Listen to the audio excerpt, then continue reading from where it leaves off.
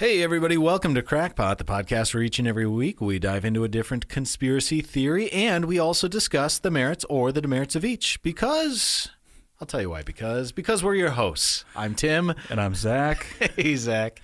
Welcome back, my man. Thank you. Yeah, exciting stuff around here, isn't it? I'm always happy to be back. Yeah, I noticed that. It's cool stuff. It brings me joy. It does. I don't know why I said that sarcastically. What's new, man? You heard any good conspiracies lately? You got any good ideas? Any good topics we can talk about? Well, here's what's a little bit weird to me. So we're finding ourselves here mid-October-ish right now. And as we're planning out our show schedule, we're talking about December stuff. It's even like, thinking about January already. It's true. Which does not seem like it's supposed to be happening to me. Or us, I should say. So True. That's kind of wild. But here we are. Here we are. So yeah, plenty of good stuff coming down the pipe. It's good. And this one, I will say, so I don't know anything about it other than the title of it, and then also that like some of our beloved patrons came up with it. And so this is one of those things. Like, first of all, if you're not on if you haven't checked out Patreon, check it out. We do every other week, the full show posted there, of course. But then more importantly, we do have a Discord channel, and then also we have monthly meetups with some of our Illuminati members, which is where this came from. Yeah. I think it was it Tess, listener Tess, that brought this one up? Could have been Tess, could have been Grassi, could have been Maybe Walker? TQ. I don't know. Yeah. Maybe they all did. They all ganged up on us, essentially. They're like, you got to do this. Yeah, so that's where this came from, and that's where I first heard about it. But, like, we were like, okay, cool. And then it was like, no, this is, like, awesome/real. So it's like, okay, guys, fine. Yeah. You want to do the research for me? I guess I'll talk about it now. Anyway, they brought this to our attention. You're exactly right. Which, by the way, before we jump in real quick, if you got ideas, send them our way. You know where to find us: Twitter, Instagram, Facebook, YouTube, MySpace, Friendster. Tom from MySpace. We know you're listening. Hey, but you know what? Also, I haven't cleared this with you yet, but I don't care. I miss some of the old days where we actually had like voice memos sent to us. I was going to bring this up. I want an entire call-in show where we do nothing but play your just stories. Play messages. They ask us questions. We talk. I want to do that Your again. perspective on some of the shows we've done. Anything. Like, it doesn't matter. If you want to wish somebody's a happy birthday, just send it. Like, I would love this so much. I think you have to actually set up the voicemail again. The listener line. The listener line, which was a thing, and then it wasn't a thing. Let's make it a thing again. That's right. I remember when the Flat Earth episode was released on Spotify or featured on Spotify, and then we started getting all these random calls to my phone because Google like phone or whatever just like forwards it. So my phone would be ringing from different I'm like, should I pick it up or not? Probably not. Yeah. So just let it go to voicemail. Yeah. All right, man. Let's talk about O.J. Simpson. Yeah. Okay. Okay. You're like, I don't know if I want to. Well, it's such a peculiar thing to bring up because right now it's 2021. It's been a while. When was the trial of the century? Like 1991 or something? The murder happened in 94. The trial happened in 95. I see. So it's been a while. So I was 12 by the time it happened, or like the trial. Did you? So I gotta ask, like, did you watch the low speed chase in the White Bronco? I saw it. Yeah. Yeah. Did you see the verdict? Like, where were you? Put us in 12-year-old Zach's shoes here. Yeah. What's funny is I seem to remember being like 8. Sure. So I guess I was older than that. Yeah. Which I'm just figuring out for the first time now. But what I remember most about all of that was actually the fact that my one of my friends at the time in the neighborhood, just another neighborhood kid, like his mom worked essentially like the graveyard shift as an RN. Oh, sure. And then during the day would just be up watching the O.J. Simpson trial. And she loved she loved to drink white wine and smoke cigarettes in the living room and during the day. RN nurse. Yeah, and so I would go over to the house while we'd be playing in the basement or something, come upstairs, and the murder trial was on. Sure. And she'd be sitting there all day just drinking wine and smoking cigarettes. And that's my memory of the O.J. Simpson case. That's everyone's memory of the O.J. Simpson's case, I think, including Mr. Simpson himself. Yeah. If you were to ask him, I haven't. They won't return my phone calls. I just want to ask you straightforward. Yeah. Do you think O.J. Simpson killed Nicole Brown and Ron Goldman? I think he had something to do with it. No, don't weasel in and out. Yes or no? Do you Allegedly. Think it doesn't matter, man. Like, come on. What do you think? What do you think? Yeah. I just do. Right? Yeah. I just do.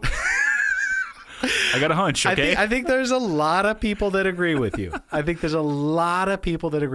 that. Yeah, there was motive, there was intent, there was just like everything. Yep. Yeah. And okay, so we are not going to rehash that trial. We're going to talk about a few key pieces, and we're going to talk about the murder. But I think, Zach, I think that by the end of this episode, I can convince you that he didn't do it. And I think I can convince you as to who did. Well, so this is the problem with the whole case, right? Which is being a 12-year-old kid in the early or mid-90s, apparently, right? Yeah. I wasn't like going out of my way to learn about the case. Yeah. And the facts that were presented were just, to me. It seemed cut and dry. Yeah, it did. And I just really never thought about it. Like, I didn't care. Right. I mean, it was just interesting to follow. Sure. But that was the trial of the century, right? Exactly. Right. So it would not surprise me in any way to find out that I could be convinced it was somebody else entirely. Okay, fine. You made my job very easy. But all right, let's do it. Nevertheless, I think we can do this. Okay, so let's get a little bit of background here. Nicole Brown and her friend Ron Goldman were stabbed to death June 12, 1994. O.J. Simpson was the only person of interest. He didn't turn himself in, as you probably may have realized. On June 17th, there was that low-speed pursuit with the 1993 White Ford Bronco. He was riding as a passenger in it, and I remember watching that. It was it's seared in my memory somewhere. The trial was among the most widely publicized events in the entire American history. It's called the trial of the century. An estimated 100 million people tuned in to see that verdict. I was in, I want to say 8th grade. I don't know. I was in shop class in middle school, and the teacher's like, "We're not doing shop today. I brought in the TV. We're watching." I was like, "Okay, good for me. Win-win." And I remember him just being shocked. I didn't know what was going on. I wasn't really paying attention. I knew that it was a thing, but I didn't really have any skin in the game here. But he was acquitted on October 3rd, 1995, because there was no evidence that could link him to the murders. According to the jury. Let's just leave it at that. So he was acquitted of the charges of murder brought against him, but he did serve time for a robbery later on, and it was eventually released from prison after serving 9 years. He went for 9? 9 years. He got out on October 1st, 2017. So O.J. Simpson. Yeah. You may have heard of him. You may even know what he looks like. You may have a recollection of the guy. I know the first thing you think when you think O.J. Simpson, besides the trial. Naked gun. Yeah. Yes, thank you. Seriously, man. Yeah. Naked Gun, which is where I knew him before the trial. And they're like, oh, yeah, no, he was actually like a football star, too. Yes. 100% serious. Oh, my God. I love it. Thank you. Thank you so much for that. He was also in Roots. I don't know if you ever saw Roots. He hosted SNL a couple times. He was considered by James Cameron for the lead role in The Terminator. Could you imagine the alternate universe we would live in if OJ was a Terminator? It'd bring whole new... The jokes write themselves. Okay. Let's leave it. Exactly. Okay. I'll leave it at that. But I guess before that, he had a little career playing a little football. Yeah. Come to find out, he was a Heisman Trophy winner. He rushed career for 11,236 rushing yards, 61 rushing touchdowns. He won the NFL MVP, 5-time first-team All-Pro, 5-time Pro Bowl, 4-time rushing yard leader, first overall pick in the 1969 draft. He set multiple NFL records, including a few that still stand, 143.1 yards per game. Average? In a season? Yeah. That's ridiculous. Yeah. That's crazy. I was going to say his total yard numbers aren't that impressive because whenever it's old they're time, playing like 14 games. Exactly. Yeah. But then when you talk about what he's averaging, like it's insane. Fastest player to gain 1,000-yard rushing in a season in 7 games. Yeah, 1,025 yards in nuts. 7 games. Fastest player to gain 2,000 rushing yards in a season was 14 games in 1973. He also did some commentary on Monday Night Football and NFL on ABC. So what I'm saying is people knew this guy. He's a big flippin' deal. He was popular. He was famous. He was an athlete. He was a movie star, TV star. And this quote from People magazine in 1975, I think best sums it up. They say, Simpson, quote, was the first black athlete to become a bona fide, lovable media superstar. Wow. So you and I, of a certain generation, forget or maybe never knew or never saw the other side of him and realize, why this probably was the trial of the century. Exactly. I know there's some people listening to this who are like, yeah. No kidding. So anyway, he was married before Nicole Brown. He had 3 kids with his first wife, Marguerite Whitley. They were high school sweethearts. She was married at 19 years old, divorced him later, but 3 children, Arnell, Aaron, and their son, Jason. So she went on to get married 2 more times following their divorce, and always defended his innocence, which I find interesting. Oh, yeah. It's not necessarily a, point that I'll use building my case, but I find it interesting. She could have very easily thrown him under the bus, but when asked by Barbara Walters in 1995, she said, he's just not like that. Yeah. So, We'll take it. Interesting. That's interesting. It's interesting. I like it's that. interesting. So, Nicole Brown, she was a waitress at a nightclub when she met O.J. Simpson. They later got married in 1985. They had 2 children together, and then she filed for divorce in 1992. So, Zach, I said I would not only convince you that he didn't do it, I would also tell you who did. So let me introduce the suspect. Okay. O.J. Simpson's son, Jason. Crazy. Okay. Yeah. So Jason was born April 21st, 1970, with O.J.'s first wife. He was never even considered a suspect. Obviously, O.J. was the only suspect. It was the only one that the LAPD pursued. Is the only one that they arrested. Is the only one on trial, of course. So this guy just kind of skated off on the side, and we'll talk about some of that in a little bit. But he was an avid football lover. Makes sense. His dad was a legend on the gridiron. But he studied at Crossroads Private School in Santa Monica for 3 years before he switched to the Army and Navy Academy in Carlsbad. And he switched to the Army and Navy Academy because they actually had like a sports facility and like a weight room and uniforms and helmets and that whole thing. He's like, this is just the place for me to be. So that also made sense. He lived with his mom for a couple of years, and then in the 6th grade, he moved in with his dad. And although his first love was always football, he eventually developed an interest in cooking. And he later became a chef and built a career around that. And he even did some stints in, from what I can tell, either B movies or straight-to-video stuff. But, he had a couple roles and a couple things behind the camera. No big deal. We don't need to go into that too much. You can probably check his IMDb page if you're super interested. So that's a little bit about Jason. Okay. Not a whole lot yet, but unfortunately in this specific situation, Zach, I did not do all the research. I didn't, dig through the case files and conduct extensive background investigations and look at the forensic evidence. This was mostly, if not all, done by a gentleman named William Deere. So he is a Dallas-based investigator, and he wrote a book called, you'll love this, O.J.'s Innocent, and I Can Prove It. Published it in 2012, and man, I love a title like that. It's like, all right, I know what I'm getting into right here. But he did an 18-year investigation. Okay. He concluded that O.J. did not kill his ex-wife and her friend, but he did visit the scene of the crime shortly after it occurred. Sure. He made a list of all the potential suspects. He visited the crime scene. He visited all the relevant places. He conducted interviews, and he established a clear timeline of events. He debunked alibis, And he collected evidence and generally aimed to subvert the false assumptions that were made by the LAPD, the Los Angeles Police Department.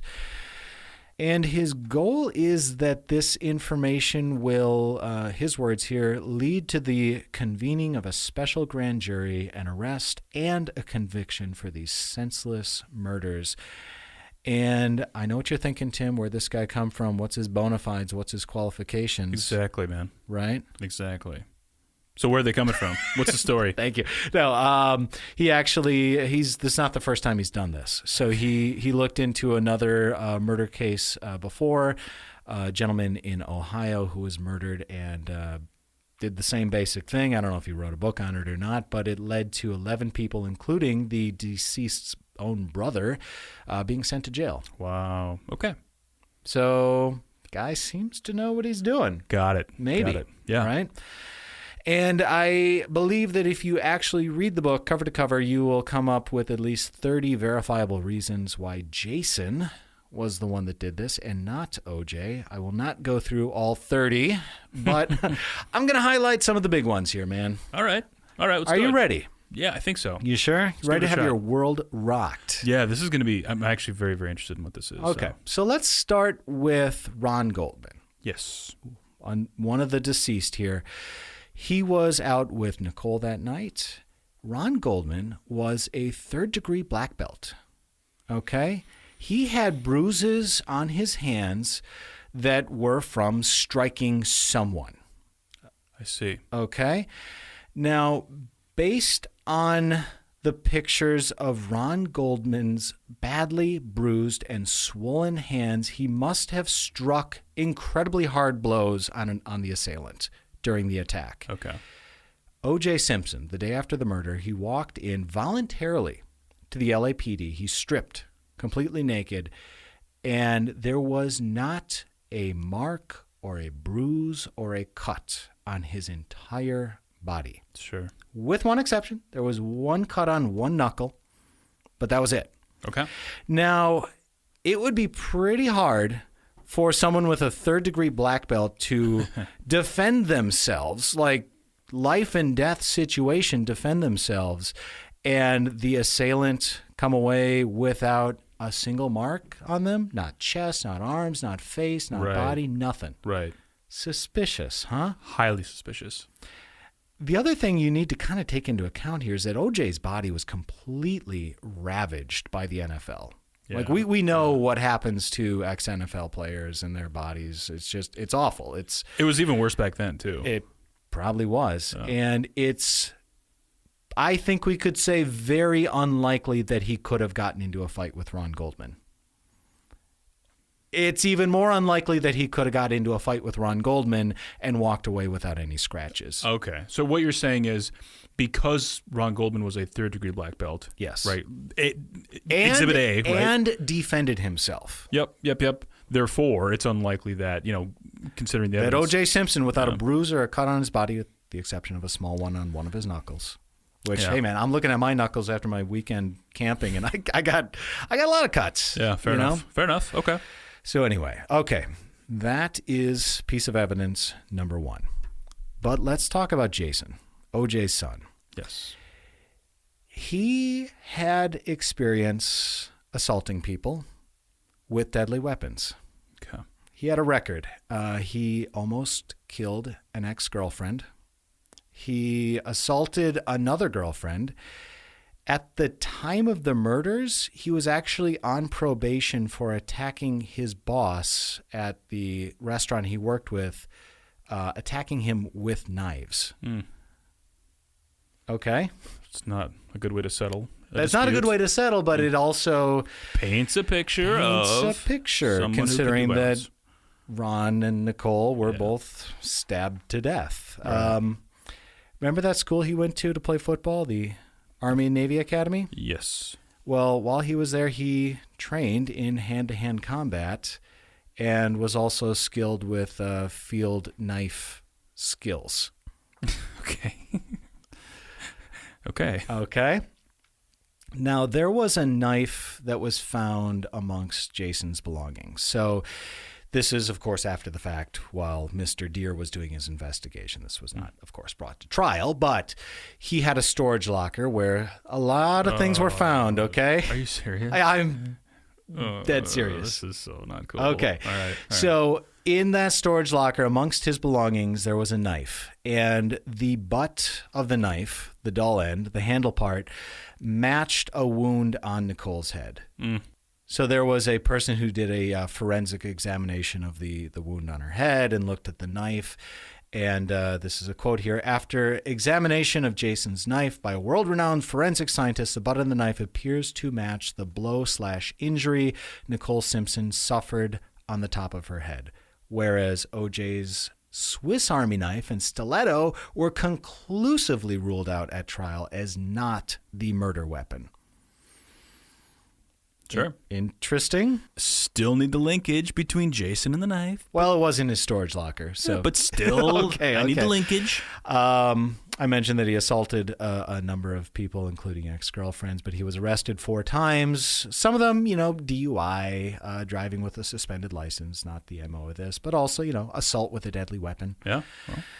So, okay. Point of evidence number 2. Okay. Interesting. Very much so. All right. Let's talk about number 3. Jason was off of his antipsychotic meds at the time of the murder.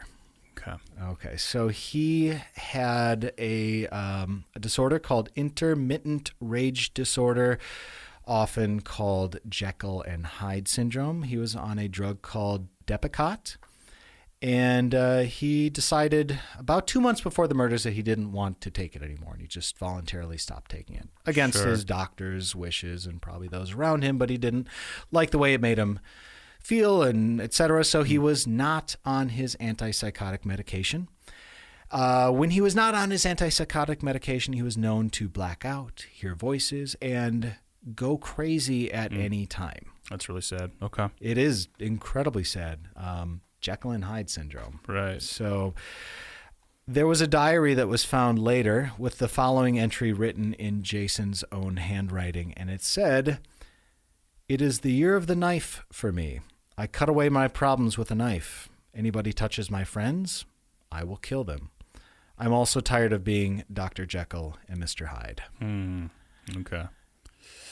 Scary. Scary. Yeah. Obvious themes here with the murder. Mm-hmm. Okay. He was committed to the hospital several times. He attempted suicide 3 times. And in January of 1994, just 6 months before the murders, Jason is said to have checked into a hospital because he was hearing voices. And on top of that, if that wasn't sad enough, he was also addicted to alcohol and cocaine and abused alcohol, cocaine, ecstasy, and other drugs from as early of an age as 14. Oh, wow. Okay. So Right. where's your head at now? Well, I mean, so, I don't want to make fun of anything, and this is really dark and scary. I mean, clearly, just in describing his background, his challenges, his everything, training even, right? Yep. It's almost Right. like this paints a picture of somebody who could be, I guess, capable of doing something this horrific. But besides the knife, I suppose, the blunt end of the knife and the wound on Nicole's head, there's not a lot else kind of tying him to the scene. Correct. Because I guess what I would say is, look, if it's, let's just say, just for the sake of argument, OJ committed the murder. Yep. Murders, I should say. Well, gee whiz, would it be that hard for him to just get rid of the knife and throw it in his son's, locker, hidden away from something? Sure. Yep. I don't see why not, right? So there you go. All right, physical evidence? Okay. Well, there was that black cap that was found at the scene of the crime. I don't know if you remember some of the trial footage at the time. There's that famous Norm Macdonald joke. It's like, careful with that. That's my lucky stabbing hat. I forgot all about this. I can't talk about OJ without talking about Norm. No, yeah, that is so Norm. true, man. Anyway. That is so true. Yeah. So anyway, RIP. that black watch cap, the style is called a watch cap, Yeah.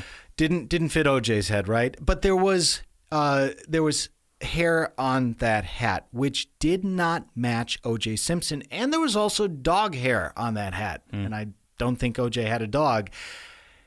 In that storage locker, look, guys, word of advice: if you ever commit a crime, get rid of your storage locker. That's your unsolicited legal advice for the day. Allegedly. Allegedly.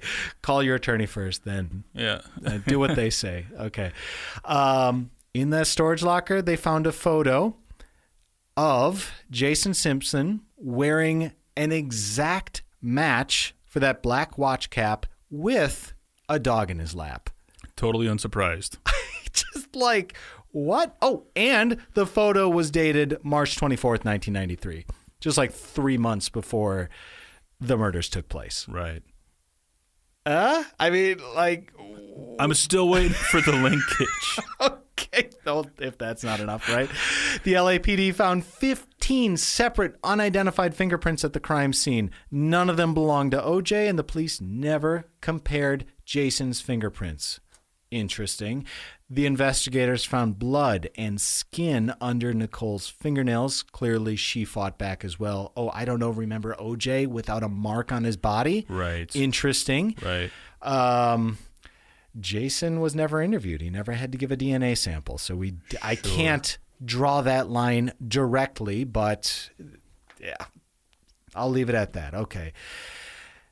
Here's the interesting one, man. Those are all interesting. They're all sad. It's all awful.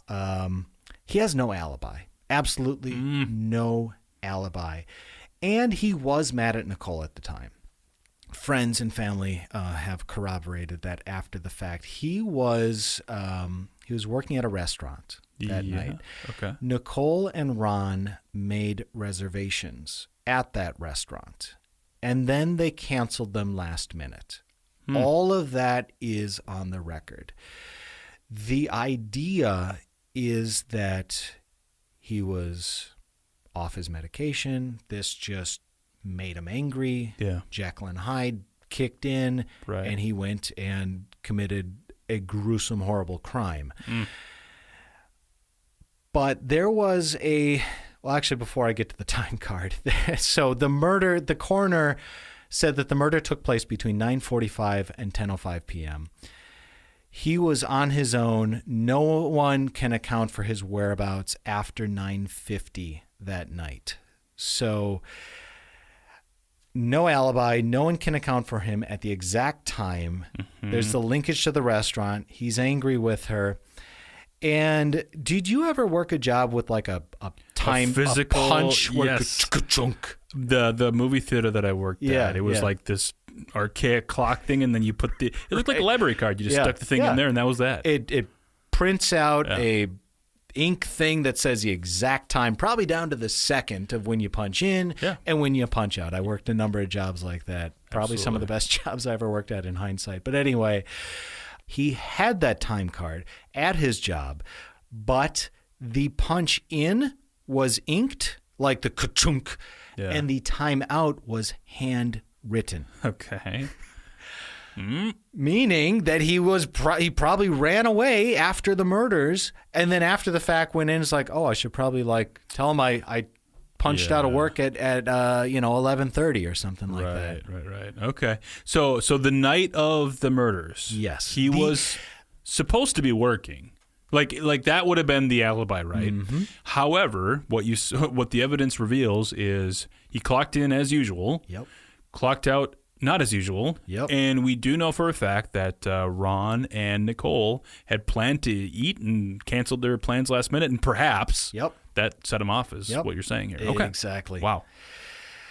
And the final piece of evidence, and this one, being an attorney, having a legal background, I have a hard time saying this, so I'm going to say it, and then I'm going to backtrack it. just say allegedly. No, it's not alleged. O.J. Simpson hired a criminal attorney for his son. Mm-hmm. His son was never a suspect. His son was never pointed at by the LAPD. It was never even alluded that he had anything to do with anything. And he hired one of the best criminal attorneys, defense attorneys, top lawyer, a guy by the name of Carl Jones, to represent his son. Suspicious. I was going to say, it sounds like Carl Jones is an awesome attorney. Clearly he did his job, because this stuff never came to light, right? Man. That being said, just because you hire an attorney does not mean you're guilty. Okay, so let's walk through this, right? All right. Night of the murder, I forget what OJ said he was doing. Doesn't matter. He had an alibi. Well, his attorneys did their job. So, Jason, no alibi. Right. OJ, not a cut on his body. Jason, I guess we can't exactly say. But clearly one of the deceased fought back. Both of the deceased fought back. So this would be really interesting to expand upon if possible. It would be nice to know, and geez, yeah. Did anybody see Jason that night? Could they, or the next day? Did he look disheveled? Did he look uncharacteristic? Did he have bruises, cuts, that type of a thing? I know. That alone almost might be enough. I think. What did your buddy look like 25 years ago on the night of June? Exactly right. Yeah, I mean at this point that's lost to time. Yeah, or called in sick the next day at work because whatever, right? So that's. But really, that's very, very compelling evidence just right there, I think. So what about the hat at the crime scene? With the dog hairs and the DNA that didn't match OJ?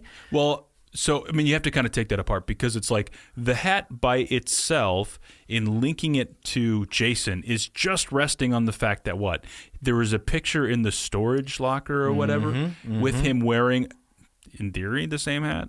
It looked exactly the same. Like it's the same make and model or whatever. Yeah. And then also a dog, and that's fine. But then you would also say, well, then, I mean, of course, how many OJ, other people have that hat? They also have dogs. Yeah. But also, OJ could have just put it on like he was at the family house, and it was his, Jason's hat on, whatever. Let's write this thing. Yeah. And it is a very suspicious looking hat. Like it's the kind of hat that you just like you do something bad. Like it looks really like classic robber's hat. It kind of does. So, anyways, okay. It kind of does. So what I'll say is for that piece of evidence, I am not going to say that is direct linkage. Okay, fair enough. Red herring. It's not a red herring.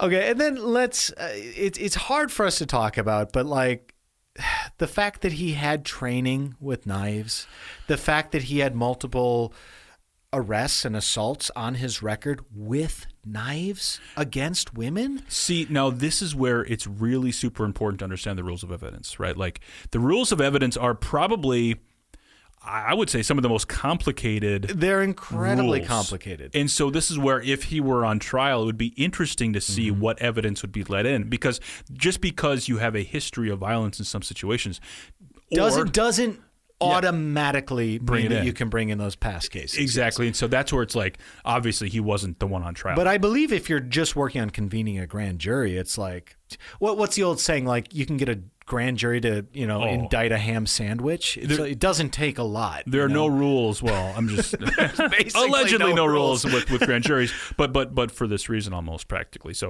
I don't know this. Well, the fact of the matter, like you and I can talk about this. Maybe it makes it into a court of law. Maybe it doesn't. But like the guy had skills with a knife. Sure. He worked in a kitchen. Of course he had skills with a knife. But he also was trained at a military academy where he learned how to attack people with knives. Some level of wherewithal. Some level of wherewithal. You are really kidding.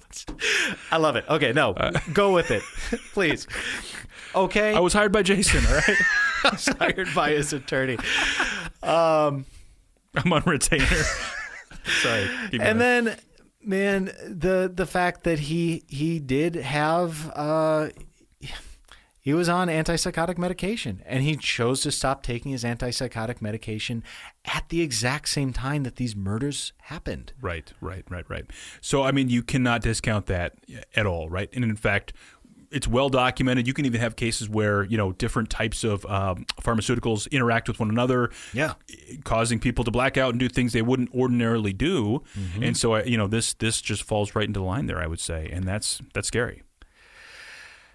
So, given that he had the training, given that he might have had the weapon in his storage locker, given that there was physical, visual evidence of him with wearing something that was found at the scene of the crime, given that he had a motive, given all these different things, given his state of mind, his mental wherewithal at the time, Zach, do you think that Jason Simpson committed the murders of Nicole Brown and Rod Goldman?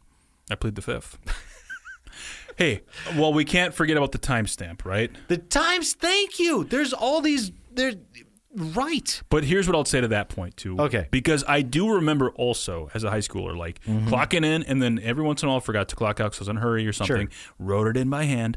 So what's Or had your friend punch out for you because you left 15 minutes early because you had a date. Well, I remember waiting for that one extra minute so you could round up. I know. But, okay, so where I was going with that, though, is what would be super interesting to know is, clearly there would have been people at work with him, right?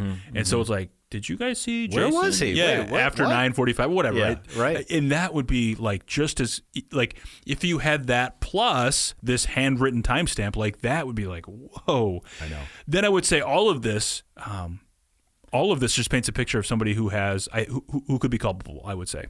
And I would say culpable is also a very difficult word to say on a podcast. Culpable juror. Say that. All right. Culpable rural juror. At the brewery. Do you think O.J. Simpson committed the murders? I never really did, and I'll tell you why. He always had this kind of Wait, let's back the tape up a second.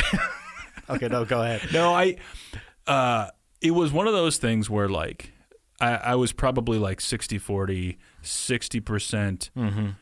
No, 40% yes, but some level of involvement. Sure. And that was just based on a hunch, and also that he had kind of that look on his face like, I know something more than what I'm saying. That's exactly it. Yeah, and it was like, I never really got the sense it was him, but I was like, he just knows something. He knows something. Yeah. Zach, the first thing, the logical thing for a defense attorney to do when you have a client convicted of a crime, of murder, okay? Yeah. Any good attorney. And let's be honest, this was the dream team, right?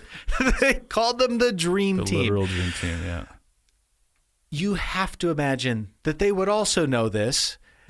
You not only say, no, my client didn't do it, but that guy did. Right. That's what you do. You point your finger at someone else. What did they never do? They never claimed another person did it.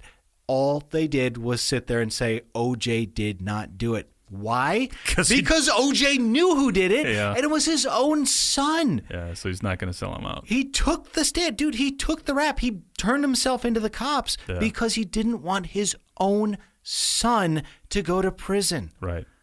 No, that in and of itself could be very, very compelling evidence, especially because OJ understands some of the mental health issues, perhaps, and if there was a rocky relationship there with his ex-wife, like it's all there for the taking. Yeah. So with that, how many times can I ask you, do you think with all this evidence laid out before you, if you're sitting on the jury and Jason is on the stand, I could find him potentially guilty, but I would that is the weaseliest answer. Well, because I would need to look at the evidence myself. That is the evidence. You've seen it all for yourself. Based on what you've told me, guilty. Guilty. All right, sorry. Yeah, but I still feel like I would need to know a little bit more. Well, okay. Well, what would you ask him? I'm legitimately curious now. Well, for me, and this is the whole problem, which is Jason was never on trial. That's the problem. But if Jason were on trial for this, it would, like I said, I'd go back and say, where were you that night? What explains the handwritten timestamp? Yep. What did your coworkers say? Yep. And maybe they'll vouch for him. Who knows, right? But like, certainly somebody knows something, right? I think minimally, if the LAPD did their job the way they should have, he should have been a suspect. Well, that's what I was going to say. This is the real tragedy here, which is apparently they didn't do their job. They didn't do their job. They're like, oh, well, okay, that's the guy. Yeah. Done. Yeah. Our job's done. All right, on to the DA. Yeah. Just wipe our hands and walk away. Right. We all know how that turned out. And potentially, I would say a heck of a lot more likely than not, the real killer walked. So are you going to say certifiably on the record? I am. I have done a complete 180 on this. Okay. I was more or less, I'm like, not that I spent a lot of time thinking about it, but I'm like, yeah, OJ did it, or Cuba Gooding Jr., or whoever's playing him in some sort of documentary thing. But anyway, no, I mean, it just seemed, to my eyes at the time, and even in retrospect, it seemed like, yeah, come on, OJ, like, you did it. Kind of a slam dunk. But now it's like, whoa, there's more going on here. Yeah. So, well, perhaps you solved it. Perhaps personally, I broke it wide open. 18 years of your own research right here. I'm impressed. Right, nice job, man. Thank you. All right, guys. Thank you for tuning in this week. I hope you like this one. And thank you to our listeners who recommended it. Awesome. And if you got other ideas, Seriously, send them our ways. We're always looking for new fun ideas, new fun show topics. So if you haven't already, rate, review, subscribe, tell your friends, tell your neighbors, tell your local PI about our podcast, and we will see you next week. Thanks, everybody.